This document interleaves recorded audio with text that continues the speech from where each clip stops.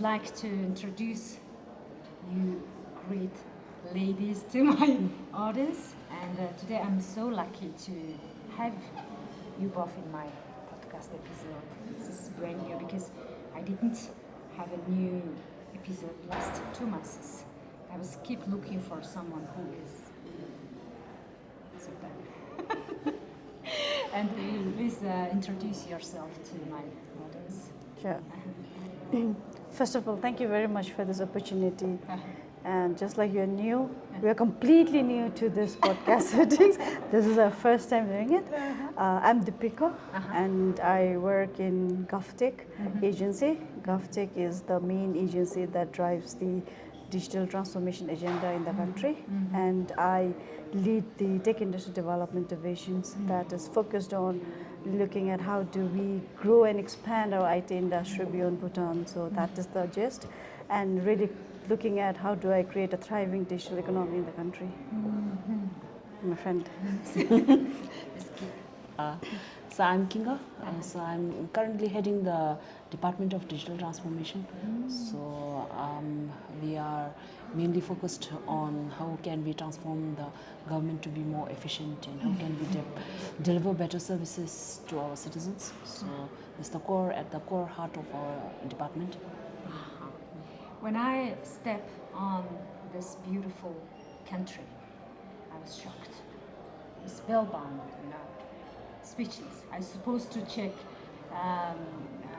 eSIM card in the airport. I was supposed to change the money, but when I look at all those beautiful things, I totally forgot what I should do, and suddenly come outside, and the car was there, and came to the temple.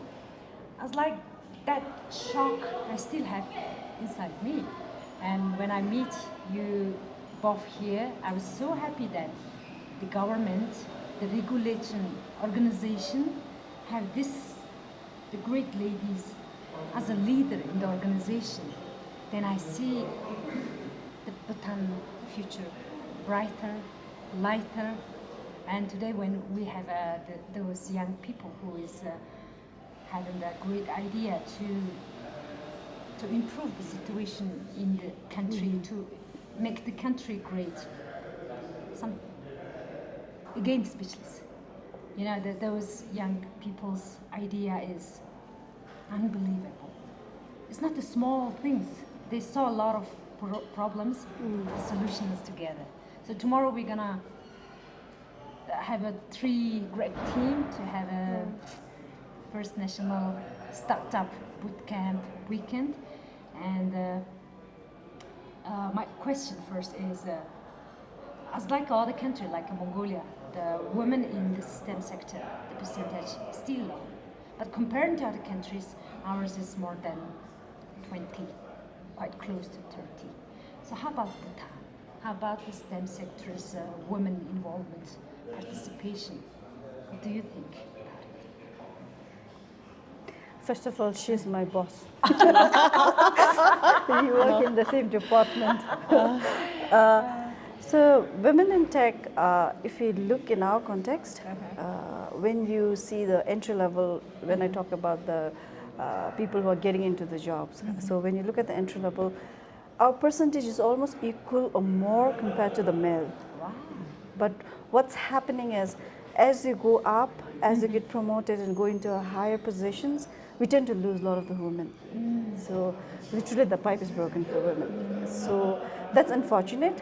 So that's why, like you said, there's so many young women who are really passionate, who have a very interesting ideas, very innovative people, but it's just that we need to put in a right ecosystem for them so that they not only get into the jobs, but they can move really up the ladder, and the pipe is not broken, so we have to fix that pipe first. So I think that is where we see, like working with the global associations and agencies who's driving the women in tech. I think that would really give us insights into how do we do that for us. For us right now, we do have many associations, many groups. We do have women in STEM, but what we are looking at is going beyond that and really fixing this problem, because I think we still have that problem and we don't know how to fix it. So this is a step we feel is necessary. That's why two of us felt, let's do it, let's kickstart it, and let's try to see how we can fix it, so that a lot of the potential women starting off can at least go up, really up where they can, so that they can fly. Yes, yes. That's the problem everywhere. Even in Mongolia, we have the girls who are already attracted into science and come into the university as a student and come to some position, but in the middle of the journey, somehow they reach to the glass ceiling, invisible ceiling, Yes. and they cannot say bravely to the boss that I want to be promoted, or I want to be someone, or I want to pass the international certified exam to be someone in the company, something like that. And we organized the Women in Tech conference event for the last 7 years, and now more girls, more women would like to be on the stage. I want to be the role model for my younger sisters, for someone's sisters over there who's really attracted into the science. And how about the role model, the life system here? Who's your role model? My role model, that's a very interesting question because every time anyone asks me this question, I start thinking, do I really have a role model? Maybe I wouldn't say role model, but perhaps maybe I had a good mentors when I started off my career. Maybe from when I was a child only, my mom used to really mentor me, you know, like in terms of not saying like other parents, hey, you have to go into this course, do this. So, you know, she was like, do what you like, I'm there, right? And as I grew up and joined my career, I had a really good mentor who really coached me, guided me how I should be moving forward, right? So that person really polished me. So I feel like I did have a mentor, but not really a role model. But as I go forward, I feel like maybe I could potentially be a role model for a lot of the women if I move in the right direction. A lot of the times what we tend to do is we don't want to come forward, right? We want to do it at the back. We just want to work, and we don't want anyone to even see us who is doing that. You know, we want to put somebody else in the front. I think we women, especially in our case, personally me, I really don't want to come forward and say, hey, I'm doing it. But I want to bring somebody in the forward and say, they are doing it. You know, I'm just supporting from the back. So I do that, but also I feel it is a point where I think we need to also come forward and say that this is what women is doing in the tech field, and this is what is the potential, and there's so much opportunities. You all need to come forward and do it. In our agency itself, we have a lot of young women in this space, and these are the girls who needs to be motivated, be driven, so that they can be future leaders in this space, right? Yeah. So we need to create that ecosystem for them, and I feel it's our responsibility to do that. Thank you. And my friend, and please add. How about your role? It's similar to Deepika's as well, but mine also, when I started my career, I had a really good mentor. So actually, when I started off my career, I was in the state where I wasn't very sure if I chose the right career. So I was quite, because we didn't have much women to look up in tech, so I wasn't really sure whether, because I wasn't a hardcore programmer. I did IT, but I wasn't a hardcore programmer. So I was quite lost in whether I could find my place in tech and whether tech was a wrong choice for me. So at that juncture, I had a volunteer. There are a lot of volunteers who were dispatched to Bhutan, and so I was fortunate to actually meet a hardcore woman software engineer who was deployed to our agency. So she really turned around my life, and then we've been in touch for a long time. And she like Deepika, has been my mentor through and through. And for me, I had always considered her as my role model, because the way she really worked, and this was in my whole life, this was the first time I really saw that women could also do coding. Yeah. Women could really be software engineers. So that was the first time I had access to a real because when we started off, there were not many women in the technology field. Because tech itself, I mean, Bhutan itself is at that point of time it was quite young into technology, and also women was less. But now we have a lot of more women. So that was the time actually. And she's still my role model, and I get inspiration, a lot of inspiration from her. Who is that lady? Name? She's not a Bhutanese. She's from Singapore. There was a Singapore overseas volunteer program then, so she came here as a Singapore volunteer. See, this type of activities, this type of chance changed many people's life. That's why we organize the events, mentorship programs, online programs, this and that. We don't know how many girls' life is changed by us, who is breaking the ice and coming as a mentor or organizer or leader. So I hope that the Bhutanese girls also still have a chance to have a great mentors, young people. Right? This morning, one girl came to me. She's attending here as a startup. She said that I've been doing this Women in STEM and organizing this event, that event, and showed us 20 pages of slides, one by one. So cute. And organized the conference and invited this lady as a panelist and talking like this. They said, wow, you did a great job. And why you are so silent? And she's yeah, I'm doing it. You need to announce, you need to call more women from somewhere. Please help me. I want to impact more and more girls here. She's so happy. I'm so happy that some lady from Mongolia come and talking about women. And she said that now I feel like I'm not alone. Of course, you are not alone. Even in Bhutan yourself, you are not alone. There are plenty of sisters are ready to help you. So when I see that presentation, again, speechless. The main thing makes me speechless in a foreign country. And is there any, maybe this is very not nice question. Is there any cultural or other barriers girls are coming to the state or attracting? Is there any barrier from outside for girls in Bhutan? Barriers. Maybe parents or teachers? For me personally, I don't know. I feel that compared to other countries, Bhutan is actually a much.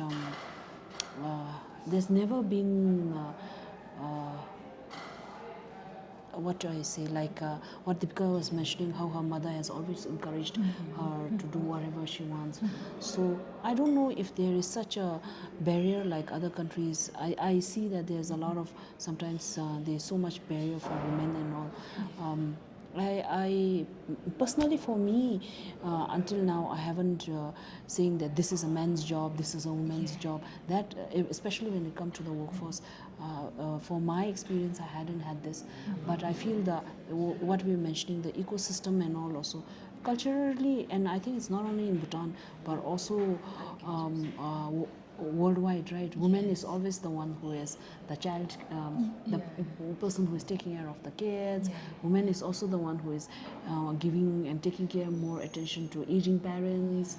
So I think sometimes what becomes challenging is also if you don't have a proper support system at home, then you are also the one who is working equal duration and equal effort in the office like men, but you are also taking care of the kids, cooking, washing, the school. worldwide same problem. So you are actually you are the super doing the day job and the night shift also. So I feel that for my experience, that is where, for me, that's where the challenge lies.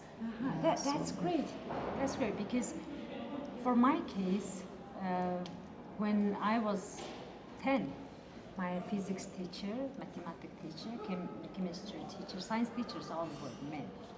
And the girls came, of course, the girls also interested into the science subject. And sometimes I wish that I had a female teacher who can understand me and explain me more. And like me, many of girls give up from science because teachers are men, and they are easy to. They have same language to talk to the boys, right? Then they ultimately code me inside that the science is for boys because it's very difficult. Solving problem is their job. Taking care of someone is my job. I think we grown up like that, so that's why I was wondering that. Is there any similar cases in the Right. I think in our case, maybe we are ignorant in that sense because we were raised in more like an urban settings, right? So we never felt the differences. So we cannot say for the whole of the country because we don't know what's happening in the nooks and corners. And potentially there might be cases where girls may not be very much encouraged to be in the STEM field, right? We don't know about it, but I think we also have a lot of programs that's trying to help the girls to really be in STEM. Like you said, women in STEM, somebody came in and showed you. I'm sure she is also the one who is also part of the Women in STEM group here, who goes to schools and promotes STEM, right? But besides that, I think we also do, I don't know, Ministry of Education, I think does more, a lot of, I'm sure they do that. And we haven't felt that, but again, we can't deny also that maybe there are cases like that. But that's also the situation where we think like, maybe let's go and find out and let's try to see what's happening in the nooks and corners, where the girls are. We wanted to try that, but unfortunately we're not able to do it, but it's a promise. I personally have kept it that at least in one of the remote schools I want to go and see. And if there are challenges in the girls in taking up the STEM, then I want to bring in some interventions. That's my promise, which I haven't fulfilled, but hopefully I'll do it in this lifetime. Bucket list. Bucket list. Thank you so much. For me, I think, for me personally also, I wanted to, that's why I, despite all the pushback and despite all the doubts, I think I took this leadership position because there are less and less women in the decision-making position, especially in the tech field. They are actually, I'm the first woman director there right now. So, but it's challenging. But I wanted to actually encourage women to also. I think there is a necessary to have a different perspective, and there's a balanced view on things and all. So I think that it's good to have mix, and but as you get higher and higher, a lot of women, you see less and less women. Entry point we have plenty, but as mid managers and as you go higher, you see less women. Less. So. Women in Tech Global Movement, we have more than 60 chapters all over the world, and in Asia region also, APAC region, we are expanding more and more countries to join us. Is because we want to promote each other, we want to help to each other, we want to empower each other. So I hope that Bhutan is going to have another chapter very soon, and the number and also the impact from the global marketing team, those great ladies. We can do a lot of things here together. Not only Bhutanese women are helping to Bhutanese women, we also want to help. Also another thing, we also need your help to impact Mongolian women as well. So thank you for accepting my invitation today and sharing your opinion about the women's thing. And maybe next time we're gonna meet in somewhere of global movement conference together and celebrating how Bhutanese girls and women are active and super powerful in this sector. Thank you for this opportunity. We're super excited and super positive about it. Yes, we will make that change. Thank you so much.